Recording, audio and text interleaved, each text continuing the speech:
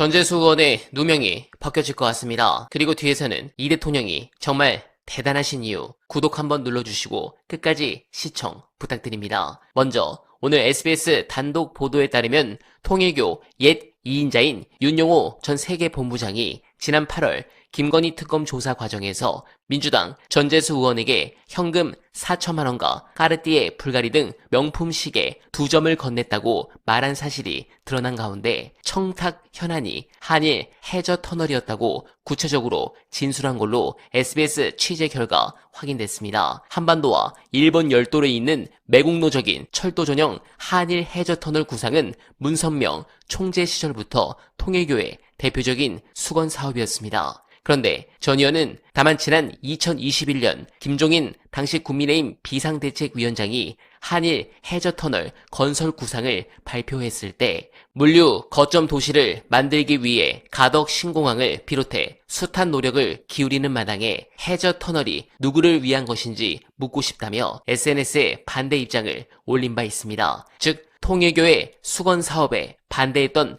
대표적 인물인데 이걸로 청탁을 했다고? 웃기는 소리입니다. 그리고 전재수 의원은 대표적 친노 의원으로 권양숙 여사를 보좌했던 제2 부속실장 출신입니다. MB 정권부터 얼마나 탈탈 털렸는데 차지도 못하고 다니는 명품 시계를 받습니까? 웃기는 소리인데 이거 잘하면 역공으로 국힘을 더 코너로 몰 수 있을 것 같습니다. 그리고 호재는 이게 끝이 아닙니다. 봉주 기자 피셜 이번 주말 안으로 하나 뜰 것 같은데 관련해 쇼츠에서 수백만 조회수를 기록하며 큰 화제가 된 분석 끝까지 봐주시고 여러분들의 생각 댓글로 부탁드립니다.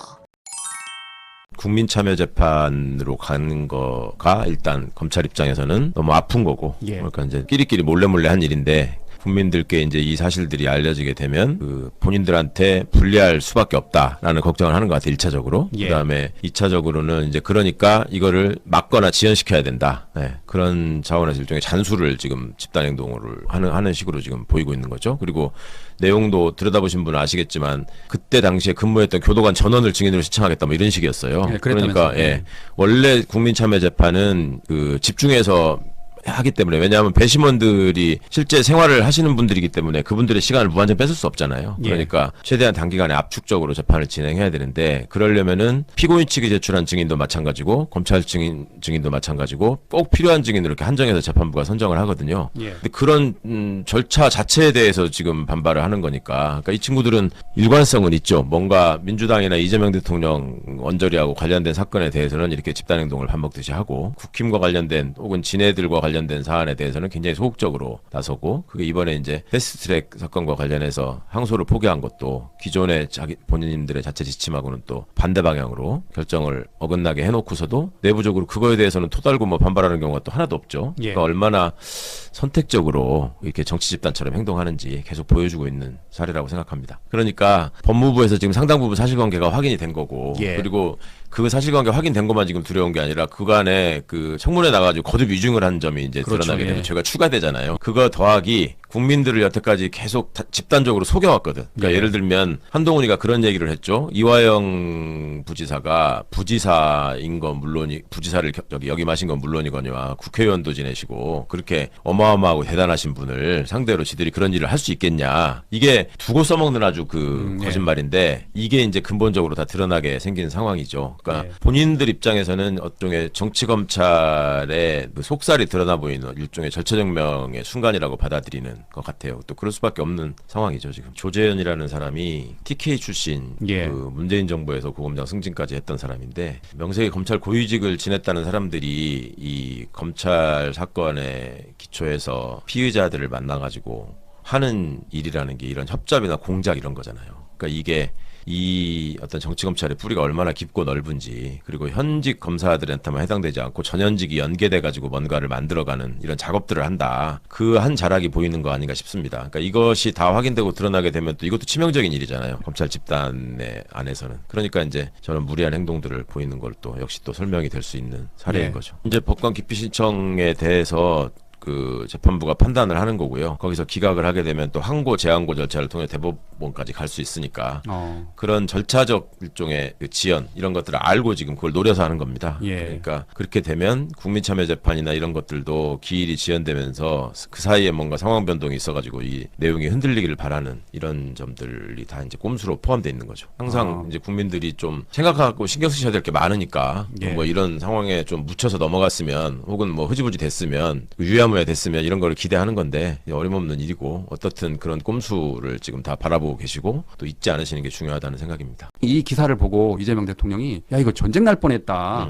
계엄 명분으로 전쟁을 개시하려는 거 아니냐라면서 발본색원을 치셨습니다. 그간에 우리가 이제 이 외환죄 부분에 대해서 굉장히 궁금해하고 있었고 지금 일반 이적죄로 기소가 윤석열이가 돼 있는 상황 아닙니까? 그럼 내용을 보면은 그간에 윤석열이나 문상호 정보사령관 또 노상원 전 정보사령관 뭐 이런 자들이 HID를 동원해가지고 인민군복을 입혀가지고 군사분계선 근처에서 이렇게 도발을 하는 것처럼 모양을 만들려는 그런 시도를 했다는 것까지도 지금 HID 요원들이 증언을 하고 있는 것 같아요. 정말 끔찍하게 나쁜 일을 꾸몄던 사람들이고 참 나쁜 사람들이다. 그 목표 달성을 위해서 수단 방법을 가리지 않는 그 잔혹함, 그 다음에 거기에 동원된 사람들이 느껴야만 했던 그 양심의 가책 이런 것들이 정말 얼마나 형편없는 사람들이 모여가지고 얼마나 나쁜 짓을 하려고 했는가를 보여주는 사례 같아서 참 너무 속상하고 화도 나고 그런 일이죠. 내란 관련자가 진급했다는 소리가 있다. 뭐 제대로 처리가 안 되고 있다. 그럼 이런 사안을 알았느냐. 이게 이제 문민 국방장관으로서 우리 안규백 장관이 확인하고 꼼꼼하게 대처하고 하셔야 될 일이 많다. 이거를 지금 대통령이 계속 또 놓치지 않고 있다라는 점을 보여주시는 건데 그런 점들을 문민 장관답게 좀 잘 파헤쳐서 드러내시고 또 바로잡고 하는 일들이 이루어져야 되는데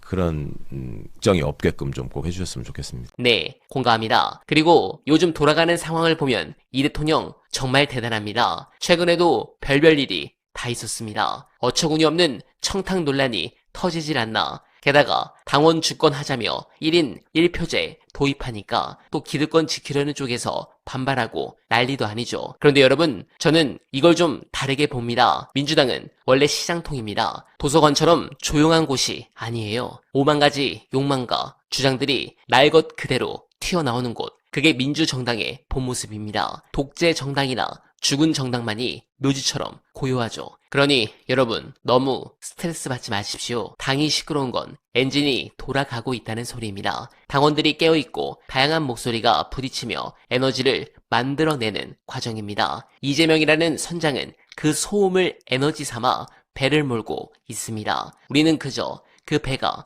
엉뚱한 곳으로 가지 않는지 지켜보며 응원하면 됩니다. 원래 큰 배가 나갈 때는 파도 소리가 큰 법이니까요. 해당 부분에 공감하셨다면 소중한 언알바 후원 부탁드립니다. 댓글에 고정된 내용을 통해 많은 사랑 부탁드리며 언알바는 오늘도 최선을 다하겠습니다. 여러분 고맙습니다.